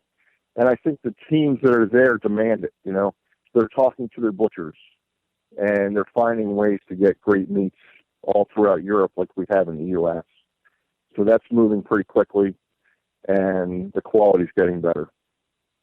Do you find that the flavor profiles are similar, if not identical, to what's over here in the States? Like, are they trying to copycat exactly what we do here, or do they get a little bit more original out there, and whatever the profile that dominates whatever part of Europe is more of the fashion there? There's a lot of the same flavors over there that there are here. Is that disappointing? What's that? Is that disappointing at all? No, not at all. I mean, when I go over there, I go over with my own sauce, my own rub, my set of knives, and I'm happy that I can bring, my sauces and rubs over there and people enjoy it. But no, I don't think it is. I think there's also people getting creative, a little more creative than they would in the U.S. in competition, and that does well also. So you see a little bit of both. But, again, good barbecue is about balance of flavors.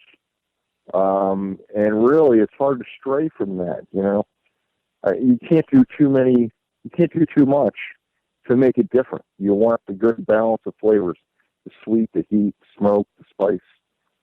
So I'm kind of happy about that. Bob Trudnak joining me here on the show. TheBBQGuru.com is the website, 800-288-GURU, the phone number if you want to give them a call tomorrow and order up a bunch of stuff. Bob, let's go ahead and tie it back to the corporation here just for a second. Sure. Can you give me an update in regards to automatic pit temperature control devices? What's being offered right now? What's available for sale? And, if you could, hit on a little bit of the FABs of each one. Okay. Well, we have the 3 main controls. 3 controls are Party Q. Party Q is a battery-operated, very simple control, very affordable.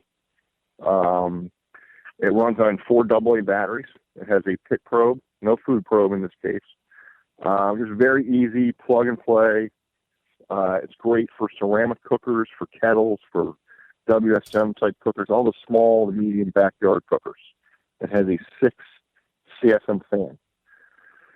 The most popular control, it has been for years, the DigiQ model. DigiQ, nice big bright red display, food probe, pit probe. You can use our 10 or our 25 CFM fan. Works on all cookers, runs up to 2 fans. Very simple but effective, and it's our most popular. And then our CyberQ Wi-Fi control, which has a pit and 3 meat probes, which a lot of people like. It's getting more and more popular. And it's Wi-Fi enabled, so you can use it with any web-enabled device, a phone, an iPad, a computer, get some email alerts, things like that. So it gives you a little more versatility there. All right. So is it 3 total that you're selling right now? 3 total that we're selling right now. CyberQ Wi-Fi is generating its own Wi-Fi signal, or is it something that you have to hook up through a network, or both? Well, it serves its own web page, but you do have to use a router. We are working to continually improve that, make it easier to connect to, make it easier to use. So, these operating systems out there are always changing, and we're always trying to keep up with that. And we've got some R&D right now that we're doing, and we're developing a brand new control. I know it's another keys, but we're developing a brand new control for 2016. It's going to be state of the art, the best thing you've ever seen on the market. I know when you are visiting the Barbecue Guru webpage, or this is just the feeling that I'm getting is, maybe you might be looking to kind of take the average griller, the guy on the periphery, maybe pull them into the barbecue scene a little bit more. I guess, am I right on that feeling? And if so, what are you doing to try and convert them? Yeah, we are. One of the things we want to do, and we love doing, is teaching people how to barbecue, and teach them the basics. So we're not only trying to talk to the guys who've been out there doing it, but we want the people who are grilling burgers and dogs in their backyard on their gas grills to say, hey, you know what? I want to take this a little step further. I want to get a charcoal grill or a smoker, and I want to get some equipment and accessories to do that. But you know what? It's a little intimidating. So we're trying to ease them into it. We're doing a lot of videos. I'm doing basic videos, recipes, chicken, pork, brisket, ribs. We're doing a lot of how-tos on product to try to make it easier for people to understand it.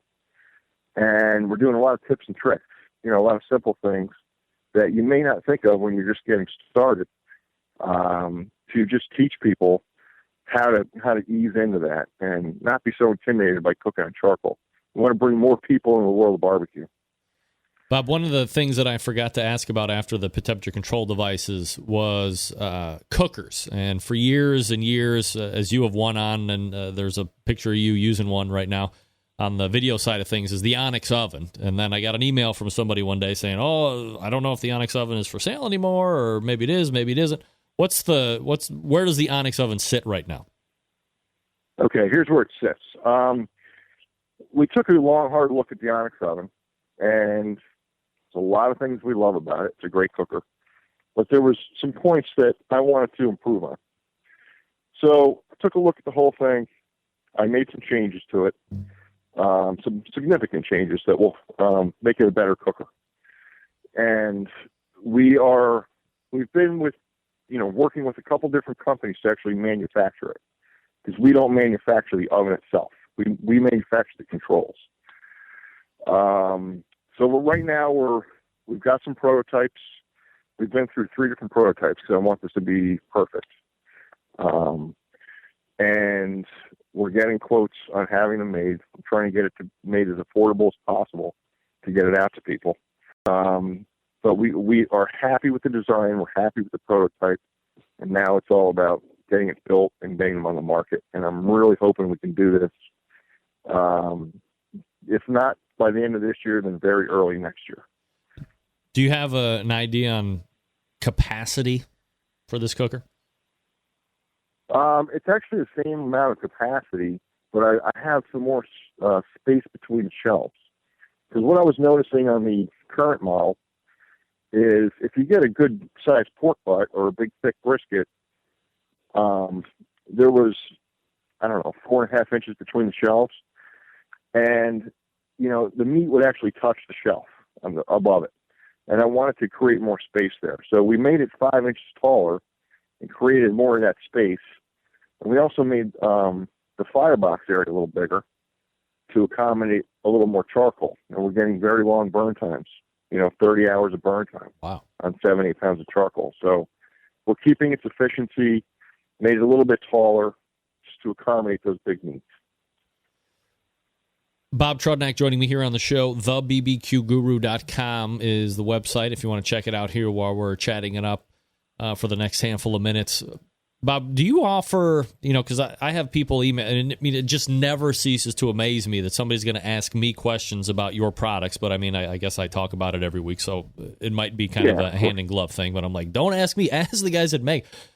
So we send them your way, but, my thought is, do you guys offer like if somebody wants to get into it and they buy in, they see the value, all this stuff, do you offer like kits or starter kits or anything like that for folks?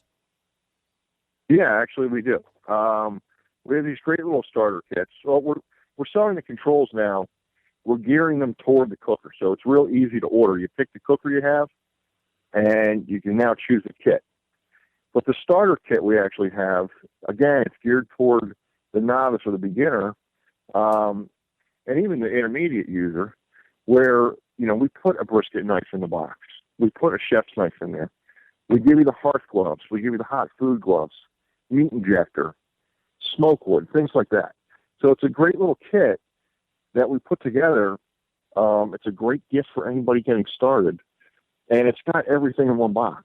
You basically need the meat and charcoal, and you're ready to go. So, yeah, we do certainly have that. Is that something that is a fairly large seller for you guys? Popularity-wise? Yeah, well, we just put it together not too long ago. We're starting to carry more accessories, more sauces, seasonings, things like that. So we decided to kind of package some of the things we like the best, put it in one box, and it's becoming a very good seller. Yeah. You mentioned sauce. I know, a little while back you released the Havana Barbecue sauce, and it was doing very well last time we talked about it. Has it continued to kind of meet and exceed expectations for you? It really has, yeah. It's kind of bittersweet, I go to these contests week in and week out, and I've been doing pretty good, but not as good. Not great this year. Some seconds, thirds, fourths, 18th, and a couple of contests where I didn't, finish kind of mediocre. You'll have the grand champion and the reserve grand champion come up to me, give me a big hug and say, "Hey, I did it with your sauce and your rub." I'm like, "Well, congratulations. It worked for you, but it didn't work for me." That is so dichotomous, isn't it? It is. But you know what? People are loving it. They're using it. I'm getting feedback from a ton of people. It's selling very well through Barbecue Guru and at a lot of other locations. So I couldn't be happier. I'm very proud of the sauce, proud of the rub. And it is doing well, not only in competition, but in just backyard use.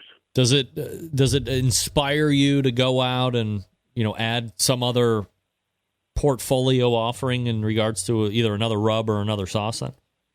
Oh, absolutely. I'm creating stuff all the time. It's just a matter of bringing it to market. Right now, I'm working on. I've been teasing the 7 Bones beef rub. It's been probably since spring. And now that's coming to fruition. And we are in the middle of having it co-packed, and we're hoping to have it on the market by early to mid-October. So 7 Bones beef rub will be out there. But let me ask you a question. I was talking to, I think it was Ernest Cervantes a couple 2-3 weeks ago, and he's coming out with, it was either rub and a sauce or two different kinds of rub or whatever. And I said, 10, 12 years ago, you walk through the supermarket and there was the traditional crap sauces that you see out there, Open Pit and Kraft and, Masterpiece, blah, blah, blah. And all of a sudden, now you go in, there's a section of rubs, which you never used to see. Now there's 50 billion sauces. So as a guy like yourself who, you see some success with the sauce and the rub they have out now, you're going to be coming out with another rub.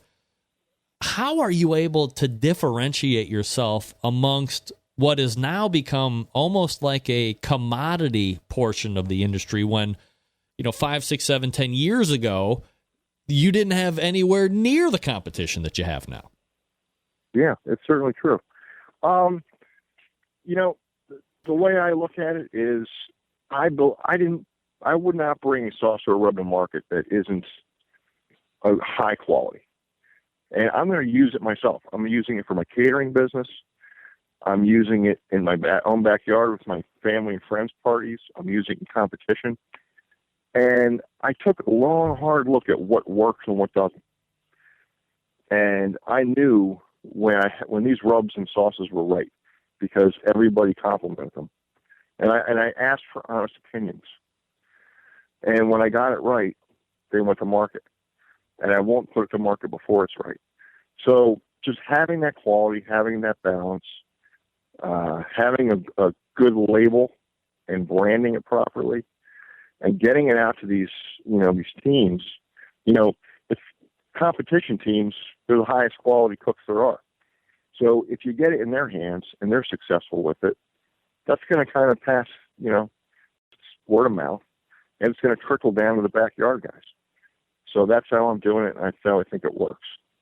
Bob Trudnak is the marketing and sales director for the Barbecue Guru. Again, the website, thebbqguru.com, and the phone number, 800-288-GURU. And, of course, Bob, as I say during the live read every show, but you can echo this, if you have any questions, call, right? Don't guess. Just make sure you call and get your whole thing going.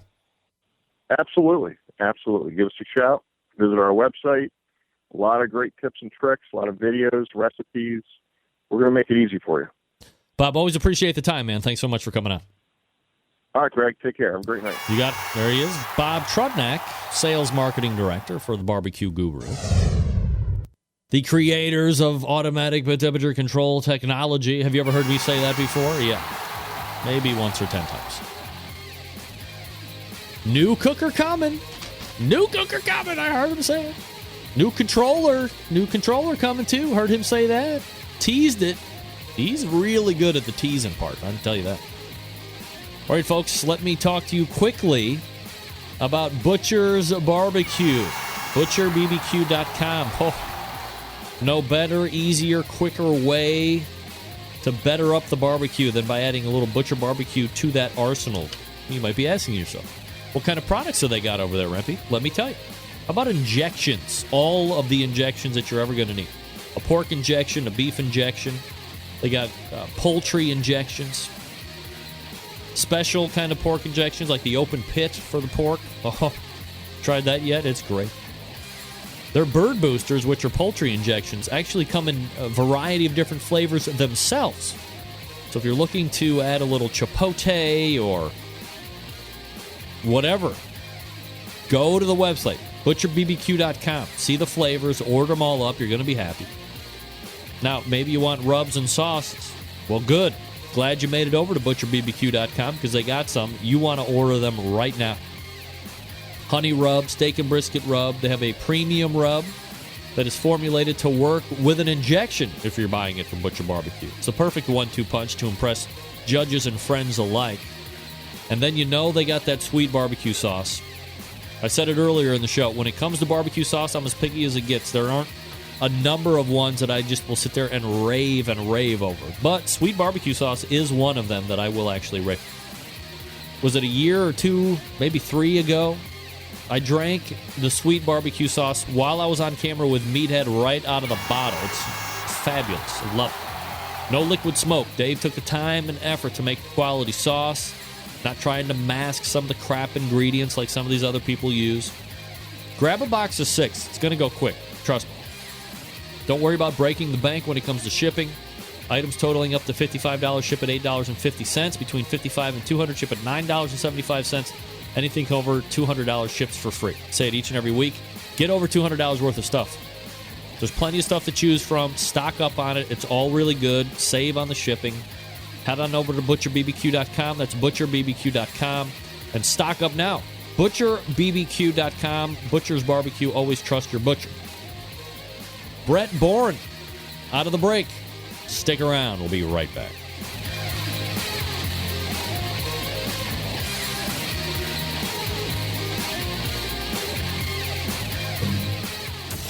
Big name interviews, advice on cooking brisket and ribs, and the only host willing to share his honest opinion on all things important in the world of barbecue. It's the Barbecue Central Show. Welcome back. 216-220-0966. Greg at thebbqcentralshow.com. This portion of the show being brought to you by Man Grate. Cast iron grill grates made right here in America. Restaurants and pros use cast iron for a reason. Even heat conduction and retention with no hot spots. Man Grate's patent design traps and evaporates oils and fats, resulting in reduced flare-ups and perfect sear marks each and every time. Whew. Use code BBQCEN, BBQCEN, for 25% off your purchase at mangrate.com. Grill like a pro with Man Grate, for crying out loud. All right. Joining me now, a very successful Texas barbecue cook, the pitmaster of Republic Barbecue, and fresh off a grand championship effort this past weekend. Brett Bourne joining me here on the show. Brett, how are you, buddy? I'm doing well. How are you? I'm absolutely fabulous, Brett. Appreciate you making time tonight. Hey, hover your mouse over your screen there and then click on the camera button there so we can see you. See if that works. Let's see. I don't know. I think Skype did some kind of a thing in a launch, and now they just hide everybody's camera as the default. There he is. Look at that guy. I'm glad to see you're wearing a cap just like mine. Well, it probably doesn't say the same thing, but we're both wearing baseball caps. So, I'll send you one. How's that? Oh, is that a team cap you got on there? Yeah, Republic Barbecue. Republic Barbecue. Yeah, I like baseball caps. Absolutely. I'm kind of all Texas. I got Sucklebuster's cap. I got my man Dougie's shirt on tonight. So I'm feeling a little Texas love tonight. So there you go. Let's get after it. I mean, little background about you, and is barbecue something that you kind of grew up around, like it's a family deal, or is that something that you've gotten into a little bit later in life? It's something I kind of got into later in life. It's definitely started in 2005, not anything to do with family. I actually spent 6.5 years in England. So, growing up around my high school friends, we just kind of did it in the backyard. And we did our first cook-off in 2005. At Old Settlers Park in Round Rock, Texas, and we didn't win anything, man. We came up the worst team at the event, but let's just leave it at that. But kind of a humbling experience, and we worked as a team for 5, 6, 7 years, and then kind of started off, took a break, and started again, and had a good friend that we started with, and kind of been doing it ever since. So. Brett, traditionally, at least on this show, the first contest in, maybe they didn't win the whole thing, or maybe they don't come in second, but they get a decent call, or maybe they win a category, and it's kind of like it's the hook that gets them. And not so much for you. So I mean, like, what's the pullback for you if you get your balls crushed? Well, so we'll go back to that 2005 event. Actually hit a 6 bean, and so. We got to walk, and so it's competition, right? So it's winning. It's wanting the will to win. So we kept entering them, and we always had the most people show up for the biggest party. Let's put it that way. All right. So obviously there's something good going on there.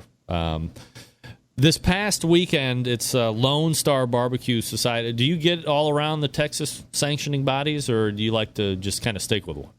Well, I'm right outside of Austin, Texas, north about 10 miles. So LSBS it's all around me. I mean, every weekend, within 20, 30-minute drive, I can go to an LSBS event. IBCA events are more geared, south of the river, down towards San Antonio and South Texas, and a lot north of here. So up in Dallas and Lubbock and West Texas. So next year, I'm definitely going to chase IBCA, but this year I've more concentrated on LSBS. All right, so for the folks that don't know a lot about the Lone Star portion, can you give us a little thumbnail sketch of how a contest runs and, some rules and scoring and stuff like that? Well, there's no greenery in a box, so it's straight up barbecue. You got a half chicken. Anything over 50 teams, you're going to have 2 half chickens. In LSBS, you're going to have 7 slices of brisket. And again, nothing in the box. IBCA, you're going to have 9 ribs and 9 slices of brisket and 2 halves of chicken. So a little bit different, but, it's straight up barbecue. You don't have 100% control over what the judges get to pick. It's kind of who's got the best barbecue kind of deal. Is it like a crowd favorite kind of a judging like they do an IBCA, or is it like a whole train thing like KCBS or an FBA? No, LSBS is very similar to IBCA. You'll go 2 rounds on the judging table, unless you go to a small cook-off and you only have 1 round of judging. But typical is 2 rounds of judging, and then you're going to have your front table. You got more than 50 teams, you're probably going to have 2 front tables and then a final table. All right, so this past weekend you take another grand championship, which I believe it's 8, right? You have 8 grand champions now? It's 8 this year. And 6 RGCs. Yep. Dude, that's a lot of winning. I mean, it's a good year, right? I mean, you got to be pretty happy with that. It's a good year. I don't get the recognition because I'm not cooking IBCA events. So I have a lot of buddies that cook IBCA events, and they kind of hound me a little bit, but it is what it is. Next year I'll go chase IBCA points, and I'm not going to stop doing LSBS because it's around here, and a lot of IBCA big cookers will come to LSBS events here in Central Texas, and 60, 70, 80, 100 teams.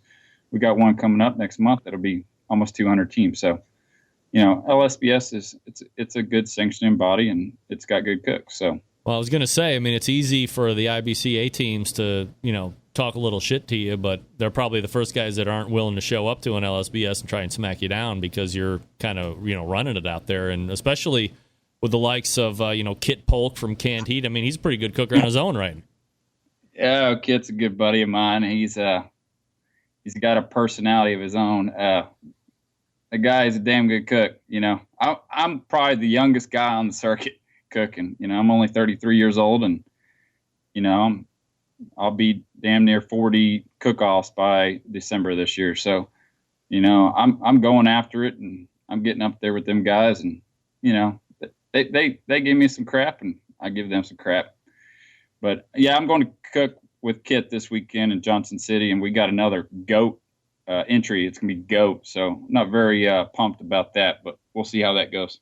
Brett Bourne joining me here on the show, pitmaster of Republic Barbecue. In regards to last weekend, Brett, what did you like about the cook? I mean, was there anything that happened that you weren't ready for, or that kind of came out of the unknown, or was it pretty much business as usual? It's pretty much business as usual. I'm known to get to cook-offs late on Friday night. Most of the time, I'll prep all my food Thursday night, and then I'll get to a cook-off about 8, 9 o'clock.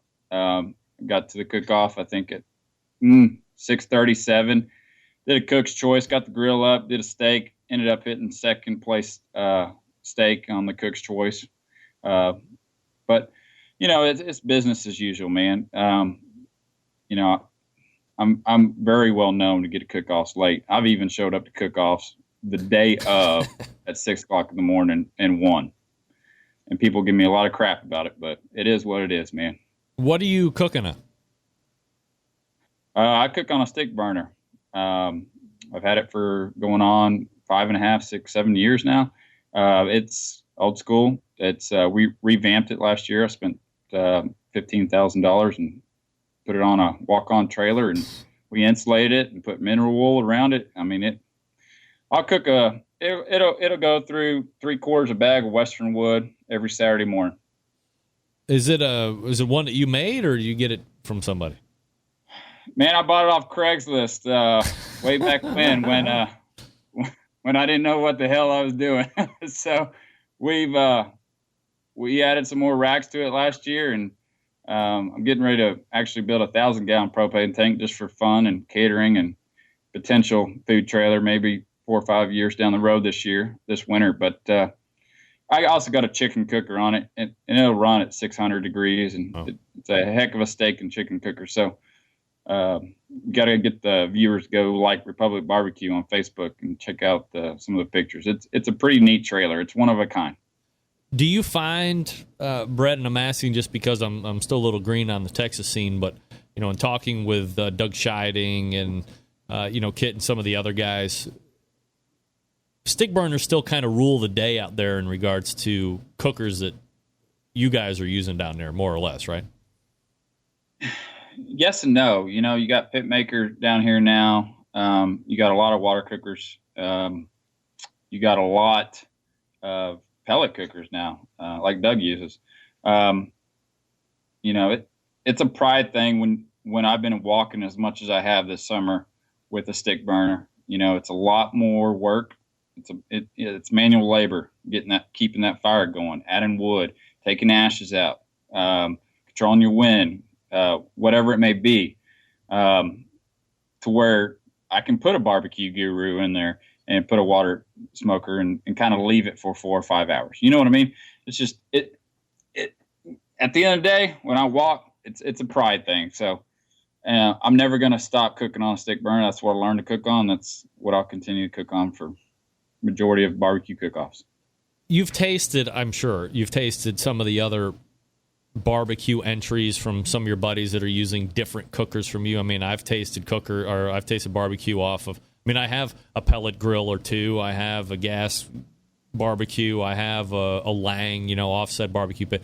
And to me, there just doesn't seem to be a comparable barbecue flavor than what a offset barbecue pit puts on barbecue. And whether it's because there is the live fire going, and maybe there is some of that invested time and labor that you were just talking about, or the drafting, the natural drafting that puts the smoke on the wood versus some of the other smoldering type of stuff. I just don't think you can really beat, when it comes down to it, the barbecue flavor that a stick burner imparts on barbecue than any options these days.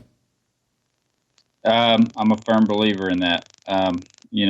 Texas is known for its barbecue, and if you look at some of the, Texas Monthly, and you look at some of the top 50 barbecue restaurants, about 98% of those guys are using stick burners. You take Franklin Barbecue, who's the most popular barbecue in the nation right now. John Lewis with Law Barbecue, he went up and went over to South Carolina, Charleston. He's got 5-hour waits working with a brewery on a stick burner. Stick burners are never going to go out of style, and they're never going to get beat at the end of the day. Water smokers and all that, they're going to win, but you come to Texas, I'm a true believer in a stick burner. Brett Bourne joining me here on the show, Pitmaster Republic Barbecue. Can you talk to me at all about your flavor profiles and what you see as far as being popular and kind of winning down there at this point? Yeah, goes whole back to the stick burner deal. I'm a little old school. I don't inject. I'm 100% salt, pepper. You don't inject? You don't inject? I do not inject. Wow. I've hit 8 first-place briskets this year, and 6 of them have been 50 more teams. Is that a normal thing, Brett? Do a lot of teams not inject down there, or are you in the minority? I'm definitely a minority. All my buddies inject. I've kind of got it down to a science. I'm running a pretty good choice brisket, all natural. Flavor profile, I'm running a little salt, pepper, Junior's rub, a little Cosmos on it. The cow cover, you can't beat that. But pretty much that's it, man. I'm not doing a whole lot. I think my smoker's got a lot to do with it. Like I said, it's old school. It's insulated. I start my fire at 6 o'clock in the morning, and my brisket's done by 12:31. It sits in Cambro for 2, 3, 4 hours, depending on where I'm at, what the turn-in times are. I was at a cook-off a couple weeks ago, and a guy, he came up to me, and I hit a 6 brisket, but, I granded overall. I hit a second chicken and a fourth rib. He came up to me, and he said, man, I know you didn't cook your brisket out here. Somebody probably brought you a brisket because I never saw you do anything. You didn't even start your fire. Yeah, I drank a little bit that night, the Friday night before. We had a good time. And he came out and tried to tell me that somebody brought me a brisket, a pre-cooked brisket. I'm like, all right, dude. So I made it a point after I granted again this weekend. It's been 4 in a row that, little comments were made on Facebook, but it's all for fun. Are you a whole packer guy, or do you just cook the flats? No, I cook a whole packer. I don't know if y'all have Sprouts up there, but I buy my briskets at Sprouts. And they're 12, 13-pound briskets. I'll trim them down to about 9. So. And what do you run the cooker at? You like a normal 225, 250, or you like to go a little hotter? 300. 300 on a stick burner. Yeah, perfect. Brett Boren joining me here on the show. Where are you going to be at again, Brett, next time?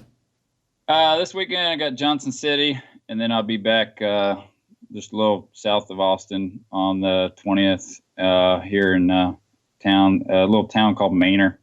And then we got the big state championship out in Burnet, which is north of Austin. So I'm actually cooking every weekend up until the weekend of Thanksgiving. My girlfriend hates me, and she's probably listening to me right now. But it is what it is, man. you got to be passionate about one or the other, right? Yeah. Don't tell her I said that. She'll poke me in the eye. Do you are you gonna? So are you actively trying to chase down Kit Polk from Canned Heat, or what? I hope he's not listening, but yes, I do. Kit. Yeah, man, I tell you that guy, he's one hell of a guy, man. He's a good guy, but I think right now I'm at probably 230, 240 points. He just reserved this weekend with 22 cooks. He's probably at 310, 312. We got 4, 5 cook-offs before we got Texas National Championship in Meridian, Texas. So, hopefully he takes a little break and goes on vacation and lets me catch up to him. But either way, I'm happy for him. He's happy for me. It is what it is. We'll do it again next year. All right, last question before I let you go, and appreciate the time tonight, Brett. You said you're just outside of Austin. You mentioned Franklin's Barbecue. Have you ever had it? Yes. About 3.5 years ago, the first year that he opened the place, went down there and waited in line by myself for 2.5 hours and had it. He makes a hell of a brisket, man. Is it worth waiting 2.5 or 4 hours or whatever for? You want my honest opinion? Yes, I wouldn't be asking otherwise. Franklin Barbecue is a hip joint. So if you look at 80, 90% of the people that are standing in line, they're all tourists that are here in Austin. People from California, people from Europe, band people that play in bands, people that want to go down to 6th Street in Austin.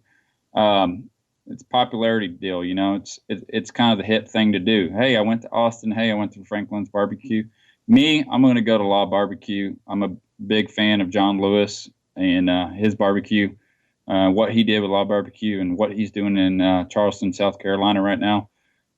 Eventually, when I get a little older, I'd like to do something like that. So, yeah, I don't want to ever pull my huge internet talk show host card, but I'm just going around the back and saying, fuck that. I ain't waiting in no line for barbecue, man. No way. I mean, it can't be that. It ain't going to make me see something that I don't already see. You know what I'm saying? Well, you agree with me then. So now I'll send you a hat for sure because you said no. So perfect. Brett Boren is the pitmaster of Republic Barbecue. And, Brett, I really appreciate the time tonight and continued success. We'll talk to you again soon. Yeah, thanks, man. We'll see you. There he is. Brett Boren from Republic Barbecue. And it seems one of us has a hat on his way to him. That would be me. I like hats. Chops Power Injector Systems. Brett, if you're going to get into injecting, this is what you're going to want. The Chops Power Injector System, National Barbecue Association's 2015 Barbecue Tool of the Year. Comes in 3 awesome sizes, fitting your injecting needs. Backyard cooks, caterers, restaurant chefs, all using it. It's a patent-pending Chops Power Injector. The Power Injector System features not 1, not 2, but 4 needles, evenly spaced for a perfect distance. And even injecting also comes with 3 plug screws, so you can use fewer needles to get around the bones if you need to. It's called versatility, folks. Let me break it down. Number 1 seller, the one I use right here in my own house, a half-gallon Chops Power Injector System, designed for the competition or to pump up the backyard guy like me. So easy to use. Clean it, fill it, pump it, and away you go. If you just have 1 brisket or pork shoulder to do, you don't need to fill it all the way up. Just put in what you need. It uses it all up, and it does. Comes with 14-gauge needles, 2 replacement plastic needle adapters, 3 plug screws, a needle protector, $100. Then you have the 1-gallon Chops Power Injector System, double the size of the one I just told you about. Now, this one would be like if you're an MBN whole hog cooker, or you're going to do 10 shoulders to get that perfect one. It comes with 14-gauge needles, 2 replacement plastic needle adapters, 3 plug screws, and a needle protector, $120 plus shipping anywhere. The newest one, the Chops Full Power Injector System. It's electric. It's the commercial and competition Big Daddy. There's not a holding tank, but a 3.5-foot pickup tube that you can put in any size container from a few ounces to a 55-gallon drum. Initially, it was designed for Chef Rob at one of the best barbecue restaurants in Kansas City. He said time and time again that with the Chops Full Power Injector System, his briskets are better than ever. It comes with metal needle adapters, 14-gauge needles, 3 12-inch gauge needles, 2 11.5-inch gauge needles, 3 plug screws, a needle protector, $325 plus shipping anywhere. A number of the top pit masters in the world are using the Chops Power Injector System every day to make their barbecue better than the rest. The thing is, we live in a foodie world now that requires flavor in every bite. This is how you do it, and you do it fast. It's not just for meat either. Attention alcoholics. How about an alcohol-infused watermelon courtesy of the Chops Power Injector System? Yep. Made right there in Kansas City, Missouri, USA. You got accessories? You want accessories? They got them. You want to shoot the medium ground spices? You're worried that what you have might be a little too tight at the neck? They have fatter necks, so you can shoot whatever you want. Plus, you don't have to worry about clogging them up with the fat of the meat either. Chops Power Injector System gives your barbecue some power. BarbecueKansasCity.com. That's BARBEQUE. BarbecueKansasCity.com. BarbecueKansasCity.com. All right, we're back to wrap the show right after this. Stick around. Be right back. Get in the smoke. Call 877-448-0433 to get on the air. Now, here's your host, Greg Rempe. Big B, Moonshine Band, Suburban Ways Records. Let's go! I'm an outlaw. Give me 2 shots. We don't need a radio. Bring a jukebox. Welcome back, 216-220-0966. Greg at thebbqcentralshow.com. Brett Boren was great as a first-time guest. Republic Barbecue Pitmaster. 8 grands, 6 reserves. 33 years old. So we're like the same age, more or less. And he's kind of taking it. Maybe nobody paid any attention to his revelation not injecting. Not injecting. Wow. Crazy time. Obviously doing it well enough to win, though. A lot. So, congratulations to Brett. We wish him continued success. This is Jim Minion. Yeah, whatever, Jim Minion. Give me a break. All right, let's go ahead and wrap it up right here, actually. All the way back in the first hour, we talked with Meathead, AmazingRibs.com. AmazingRibs.com. We talked sausage. We talked about internet advertising, if you got a website, how to make money, the monetization of your online presence. In the second hour, we talked with Bob Trudnak from the Barbecue Guru, thebbqguru.com. Caught up with him on the pits, on the pit temperature control devices, on his sauces and other products. We closed the show with Brett Boren tonight, the pitmaster of Republic Barbecue. Second place in LSBS. Trying to chase down Kit Polk. We'll see how that goes over the course of the balance of the year, much to his girlfriend's dismay and or chagrin. Because we won't be on when the date comes. I don't want you to think that because I'm not doing a segment on it tonight that for some reason this is the year that it has become unimportant versus the years in the past. September 11th is coming in 3 days. So tonight, more than ever, I say September 11th, 2001, I will never forget. We got a great show lined up for next Tuesday. Please join me. Tell everybody about the show that you know over the next week. Don't forget, 24 hours of this show tonight, getting ready to lock and load at 11:55 this evening. And we'll replay all day tomorrow. Go to the main website, click on the air, and you can take part in that. It's going to be fun. It's going to be great. As I say, the fun and frivolity of the Barbecue Central show cannot be measured, only enjoyed. Until next Tuesday at 9 p.m. Eastern Standard Time, this is your program host and proud U.S. American, Greg Rempe. Good night now.